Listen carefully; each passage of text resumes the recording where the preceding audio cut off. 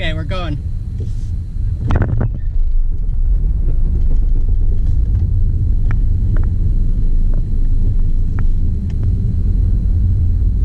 Wow, that was something else, but that worked. All right, well, you can see I just bought a new car. Now, I've been on the hunt for either an F-body Camaro, specifically a V6 5-speed, or a C4 Corvette, anything that's stick shift, really. But I was specifically looking for either the Camaro or the Corvette because I want to get into road course racing. Not necessarily racing, but just driving on a road course. Like, near me is Road Atlanta, so I want to get into driving that. Now, I specifically wanted a V6 instead of the V8 Z28 Camaro for a particular reason, and I'll get into eventually. But for now, let's just get back home. We have about an hour drive.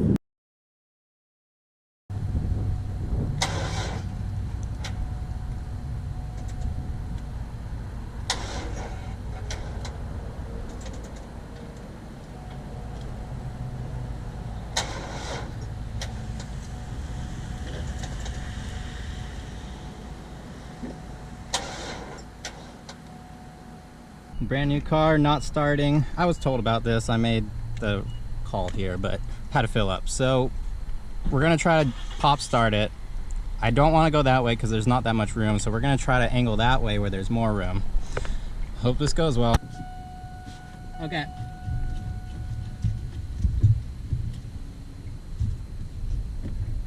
Oh, wait. Car coming. Yeah. Oh, they're... I might need to jump in. Okay, let's go.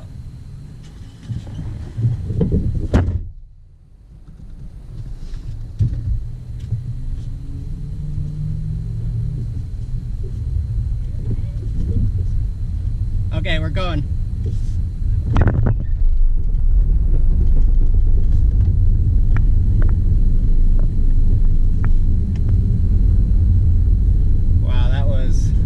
Something else, but that worked.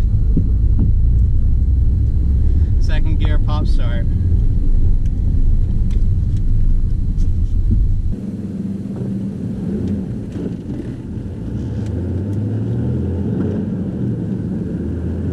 Man, it feels like every start I've had to do in this car has been on a hill. I'm still struggling to learn the clutch.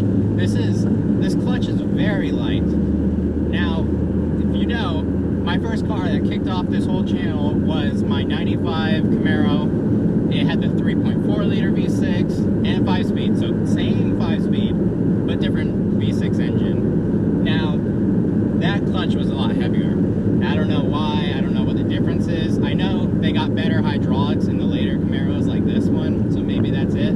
But another thing is, that first Camaro was super loud.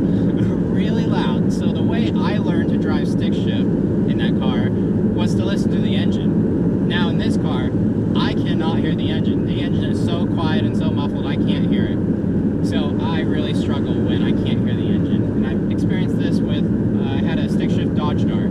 Same thing. I struggle if I can't hear the engine. So I'll just learn and I'll adapt and get better and more comfortable. But for now, it's a struggle. And having to do almost every single start on a hill, not helping the situation here.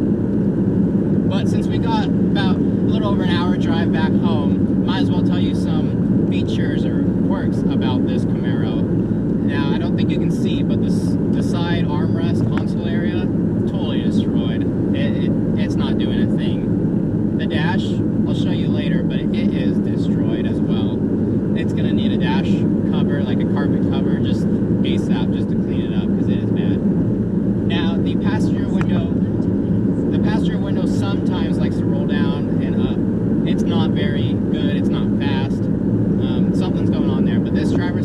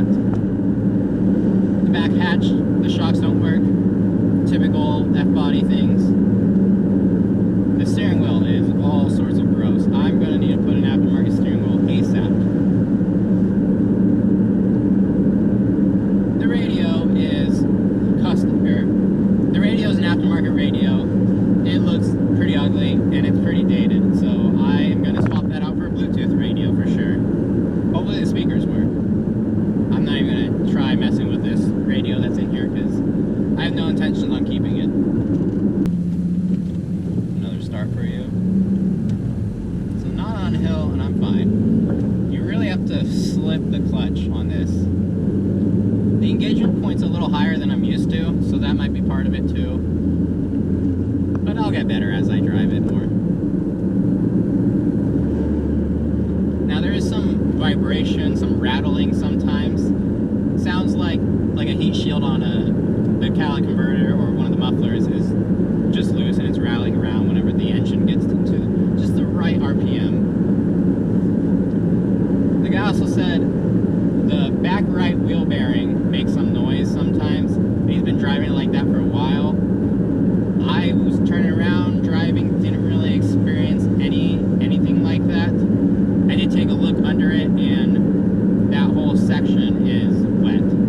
So maybe something is going on there. It might be worth replacing the wheel bearing just to be safe. Now the back does have rotors instead of drums. I think it's the later F-body V6s that started doing that.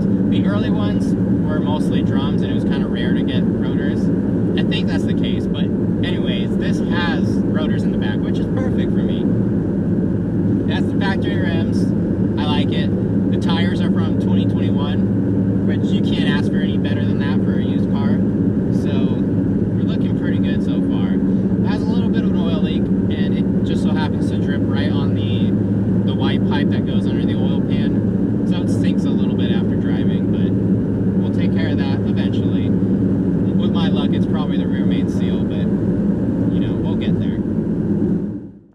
If you're unfamiliar with this transmission, this is the T5 transmission, 5-speed. 5th speed is the overdrive, which is great for gas mileage. This car can get about 30 miles per gallon, which is insane, but V6, so it is what it is. I'm starting to learn a little bit. I can hear the intake more than the exhaust, so I'm listening to that. That's giving my clues. Now this car has 268,000 miles. It has quite a bit, but it seems to run just fine. The interior is pretty good other than the areas that always break, like the dash and the armrest, but the seats are pretty good. They're still not comfortable because they never were, but they look okay. The guy I bought this from, he drove it for 12 years.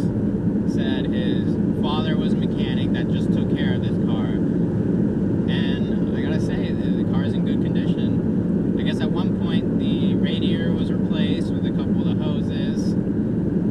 Everything's good though. When I got there, we did top off the radiator because it was a little low. So it might have a little leak. We'll see. But so far so good, cooling good. Oil pressure sitting real good, just above 60. Warmed up, going 45. So that's great. It does have the security light on the dash. Now, the guy I bought it from, he can't remember if that came on recently or it's been on for a while. I'm going to take a guess, say it's been on there for a while, because I have seen this quite a lot. And it seems to be pretty common for the security indicator to malfunction, just stay lit. It did come with key fob.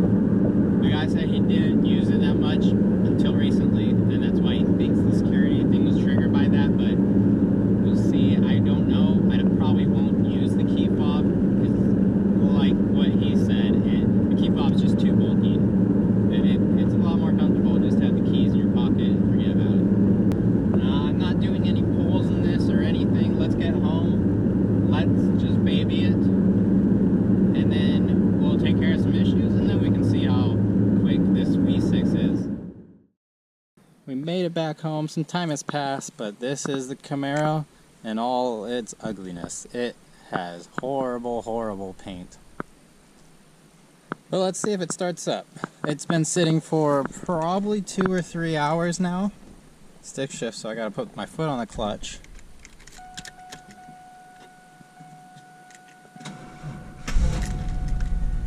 Yeah, it started, but it barely started. The starter just does not sound happy. But a quick inside look. The seats are decent. They need to be cleaned. The carpet needs to be cleaned desperately down here. Steering wheel, as I was saying, is absolutely disgusting. It is falling apart, essentially. The dash is all sorts of cracked. There's that aftermarket radio I was talking about. I'm pretty sure that's the aftermarket shift knob. Almost positive. It feels good, but I'm not going to keep it. We have a broken button here, but the locks work, which is great. Got the hood popped. Let's check out the engine, and you get a good shot of just the ugliness on the hood. Got some rust poking through. Has shocks that work, which is amazing. And here we go, the 3.8 liter Series 2 engine. This is V6, obviously, and it's exactly what I was looking for. 269,000 miles on the clock. It's up there, but it's running good. Everything is all good. The alternator looks like it was replaced at some point. It's an AC Delco alternator, which just gives me better faith that everything that was replaced correctly. This dryer right here looks new. AC blows amazing, so everything's good there. We have some sort of nest back there that we'll have to get rid of. Got a battery here. Didn't check the date on it, but I guess that it's pretty old. But it's doing its job. But we'll check if it's actually the battery that's failing or a starter or cables. But got a newer radiator here. It's the same OEM replacement, so nothing fancy there. Everything looks pretty good. Got the fuel lines here. I never really liked how GM did this, but it is what it is. Really filthy in here. We do have a windshield crack. Very small crack, so we're not going to worry about it, but it looks like something got in the wiper blades like a rock and while the wiper went off.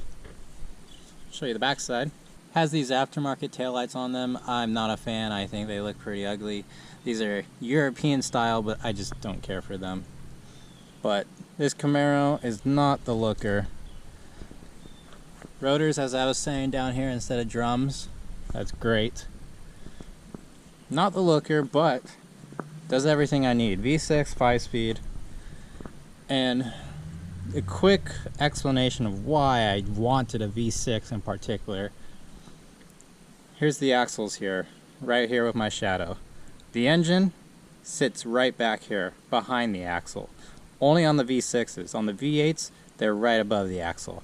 So, V6, behind the axle, technically a mid-engine car, better handling potential, essentially. That's what I'm getting at, and that's what I want to see put to use.